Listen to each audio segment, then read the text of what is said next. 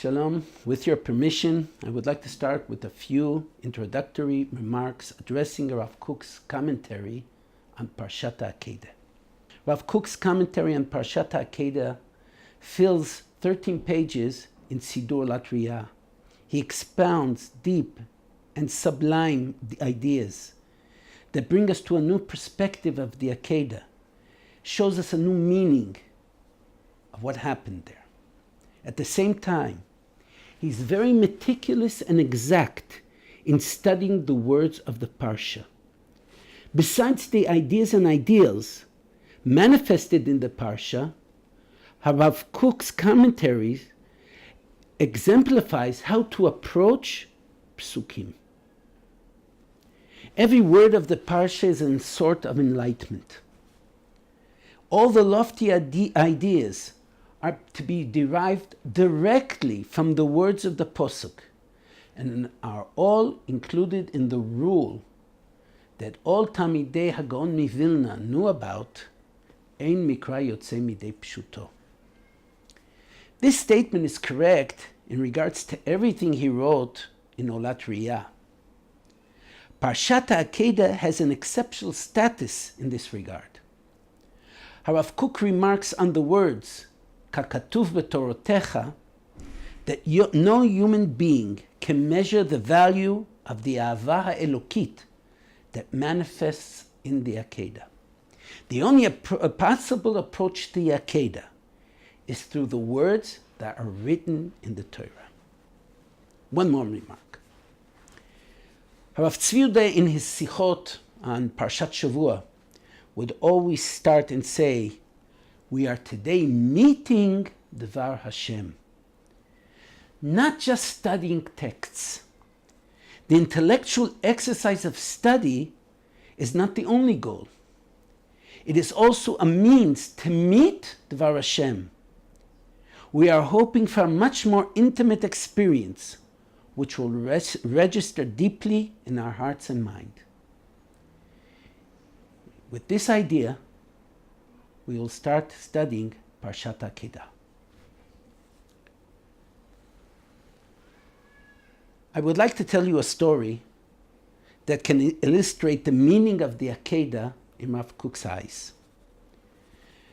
The story is a true one, told in first person by Rab David Cohen, the Nazir. The Nazir was the father-in-law of Rav Goren. He was the father of Rav Shar Yusuf Cohen. And he tells how he became a close disciple of Rav Kook. The story was retold at the memorial in the Yeshiva on the day of the Shloshim, of the Nazir Shloshim, by Reb Zalman Shazar, Mr. Zalman Shazar, the president of the State of Israel, a lifelong friend of the Nazir. The Nazir was a young man at the time of the story. He had studied in the yeshiva of the Chofetz Chaim and went on to study philosophy in an academic institute headed by Baron David Ginsburg in Peterburg. It was there he met Zalman Rushiov, who was later Zalman Shazar. At the academy in Peterburg, he excelled as a student, and among other subjects, he was engrossed in the writings of Pilon of Alexandria, one of the first Jewish philosophers. After graduating the academy, he found himself at a crossroad. Should he continue his stories in Judaism or pursue world philosophy and leave Judaism behind? Will Judaism fulfill his inner yearnings? And then he heard about the Rav, an exceptional scholar, known for his deep ideas and thoughts, that had come from Eretz Yisrael to Europe to participate in the Knessia of Agudas Yisrael, and was left stranded because of the outbreak of the First World War. Rav Kook took up temporary residence in Switzerland. Rav David wrote a letter asking to come to see the Rav and lay out the questions that bothered him. He describes coming to the Rav on one of the days of Elul. He immerses himself in the waters of the Rhine, takes the Sefer Shari Kedusha of Reb Chaim Vital with him and arrives at Rav Kook's temporary home. He describes the exchange that ensues between him, a scholar in philosophy in the original language, as he emphasizes, in the book, and a Rav Kook. He asked, argued, and the Rav answered. But because his knowledge came from the original language of the philosophers, the answers did not satisfy the Nazir's quest. And then, as they finished their discussion late at night, Rav Kook offered Reb David to sleep at his house. Where are you going to find a place to sleep this late? It was to be a life-changing offer for Reb David. He writes, Shachavti, aber lo shachav libi. I lay down, but my heart could not lie down, could not rest. My whole life was on a scale. And then, in the early hours of the morning, I heard a Rav Kook arise and start saying Birkas HaShachar, and especially singles out Parshat Akedah in supreme song and melody. And the Nazir knew they had finally found his life's goal. He wrote a letter to Shazar. I have found more than I thought. I have found a Rav.